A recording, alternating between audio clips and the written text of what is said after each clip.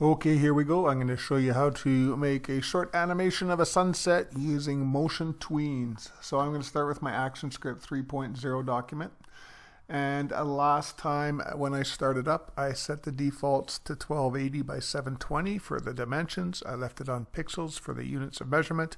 The background is white, and I clicked on the default button. Oh, by the way, it's 24 frames per second.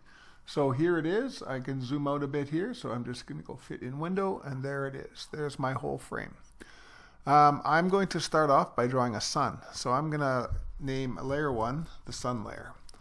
Just type in there, push enter, and now I'm going to select my circle tool, my oval tool, and I will make sure that the stroke is turned off, the stroke color, and I'm going to make the fill color yellow. If I draw an oval, I get ovals obviously until I hold the shift key down, and then it makes a perfect circle. So there is my sun. Now I'm going to take the selection tool, the black arrow. I'm just going to draw around this and right click on it and go convert to symbol, and I'm going to call this the sun, and make sure it says graphic, not movie clip.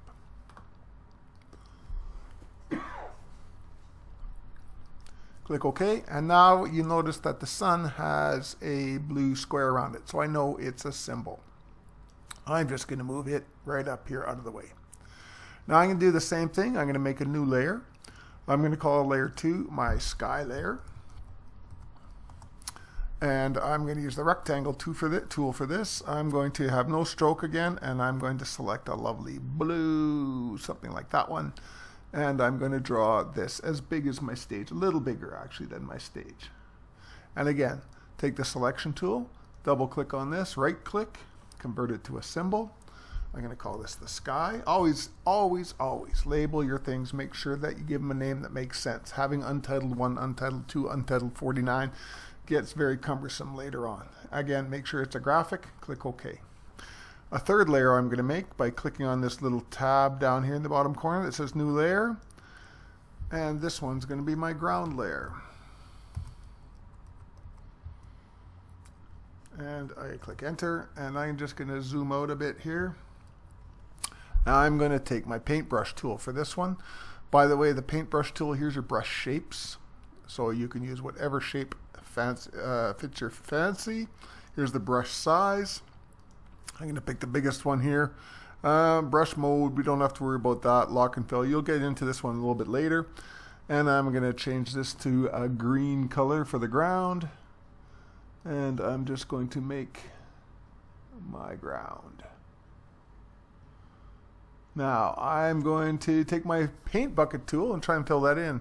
So if I click on my paint bucket and I click in here, it doesn't fill, and the reason is right there, that gap. So I go back, get my paintbrush, fill that gap, take my paint bucket again, same color, and fill it in. Now actually that color, I'm not sure, I don't think I like that one. I'm going to get a little greener. There we go. So there is my ground.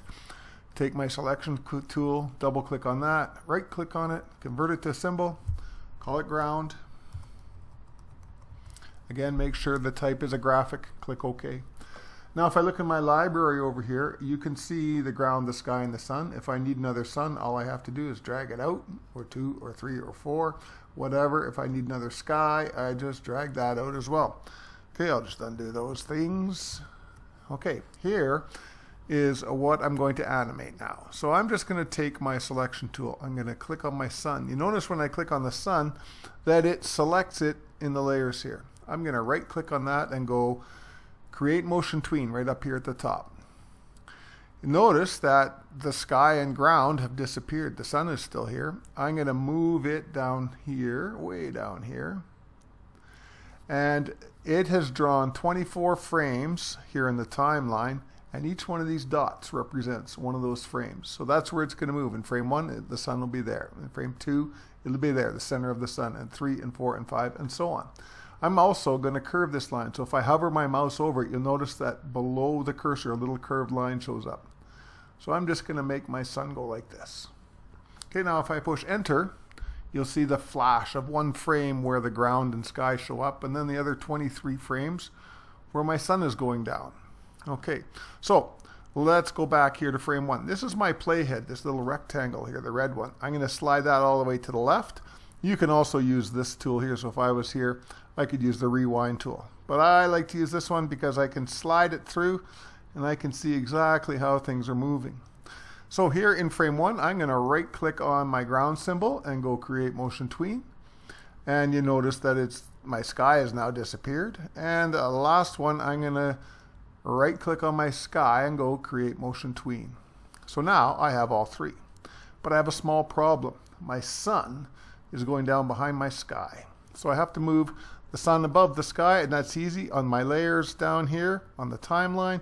Just click on the sun, drag it up above, and now when I slide my playhead, my sun goes down behind that hill.